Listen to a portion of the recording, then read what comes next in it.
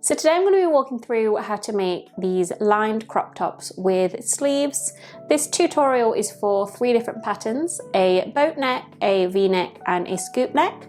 I'm going to be walking through the scoop neck specifically in this video, but the instructions for all 3 are exactly the same. So you'll be able to follow along no matter which pattern you choose. You can either use these patterns to make tops, or you can combine them with my other mix and match patterns to create dresses, jumpsuits, and to switch out the sleeves. I've made all the patterns available on my store, which is linked down below, and I think that's everything, so let's get on with the tutorial. So this is everything that you're going to need for this tutorial. You will need a 4-way stretch fabric. This is 95% cotton, 5% elastane. For best results, I would recommend using something similar to that. You will need some thread, some pins, some fabric scissors or a rotary cutter, some fabric pens or tailor's chalk. I prefer fabric pens when I'm working with stretchy fabric, and an iron. I'll be using 2 machines for this project. I will be using my regular machine, which is one of the Singer heavy duty machines, and my overlocker. You may also know of this as a serger, and this is the Brotherlock 734DS. This is optional. If you don't have one of these, don't worry, you can just use the zigzag stitch on your regular machine instead. So this is the pattern that I'm going to be using, which is my scoop neck pattern. So I have 1 pattern piece for the front of my top and 1 pattern piece for the back. That's going to be exactly the same for your V-neck top as well, but for the boat neck top you will just have 1 piece, and that's going to act as the front and the back. So for these ones you will cut 2 for the back and 2 for the front, but for the boat neck you will just cut 4 in total. All 3 patterns also come with the long fitted sleeve, and you will cut 2 of these, and like I said, you can switch this out for any of my other sleeve patterns as well. So now you can start to cut your pattern pieces out, but first you want to make sure that your fabric is laid out correctly. So you want to find the selvage edges of your fabric. There are 2 of these on the fabric, and these are the finished edges. So with stretchy fabric, these are quite often finished with glue, so they will be a lot rougher than the rest of your fabric. You will also find that the selvage edge sits nice and flat, and your other edges tend to curl in. So you want to take both of your selvage edges and fold the fabric with those selvage edges one on top of the other, so that you have a selvage edge here and a fold over at that side. So now you can take your pattern pieces, and you should see that there is a line coming up the center of your patterns, and this is the grain line, and you just want to make sure that that grain line is parallel to the selvage edge. So you can line up those pattern pieces however you like, as long as that grain line is parallel to this edge. So I'm just going to draw those in place. You'll do exactly the same thing with your sleeve as well. So once those patterns are drawn in place, I'm just going to take some pins and pin within the lines that I've drawn. That's just going to make it so that when you start to cut these out, you'll cut 2 accurate shapes across the 2 layers of fabric. So once those pins are in place, you can go ahead and cut your pieces out. I'm going to do my sleeve off camera as well. Just make sure you're always careful to cut through both layers of fabric, and make sure that you're not stretching the fabric as you cut. So once you've cut out all your pieces, you should have 2 for the front and 2 for the back, or if you're making the boat neck top, you will just have 4 pieces of your 1 pattern piece. And if you're choosing to add a sleeve, you will also have 2 pieces for your sleeve. So now I can start to work on my construction. So I've got the front of my top here, and I've got my 2 pieces, one on top of the other with right sides facing together. So I want to take my pins, I'm going to pin around the neckline.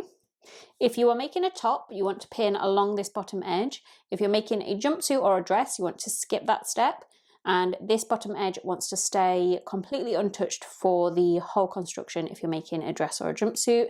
And if you want to make a sleeveless version of this, you also want to pin around the armholes.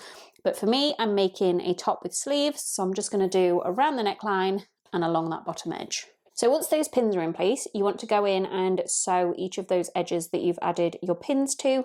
So for me, I'm going to take my overlocker around the neckline and along that bottom edge. You can also use a zigzag stitch, just remembering to leave this bottom edge untouched if you are making a dress or a jumpsuit. So hopefully you can just about see where I've sewn those 2 seams in place.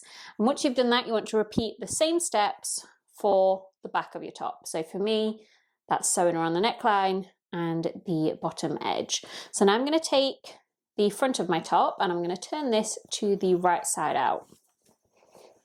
I'm going to keep the back of my top inside out, and I'm going to place the front of my top inside the back of the top and match up all of those corresponding edges.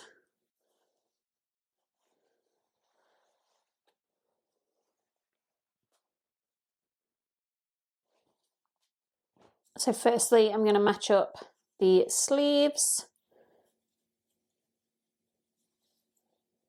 I'm going to pin that in place.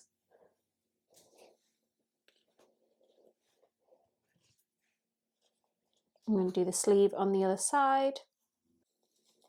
And then I'm going to do the same thing with those side seams.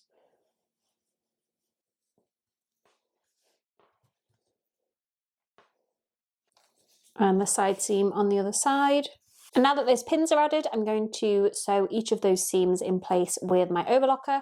So just along the top of the straps and along both of those side seams. You can also use a zigzag stitch. So once those seams are sewn in place, so both side seams and the top of the straps, you can turn this piece to the right side out.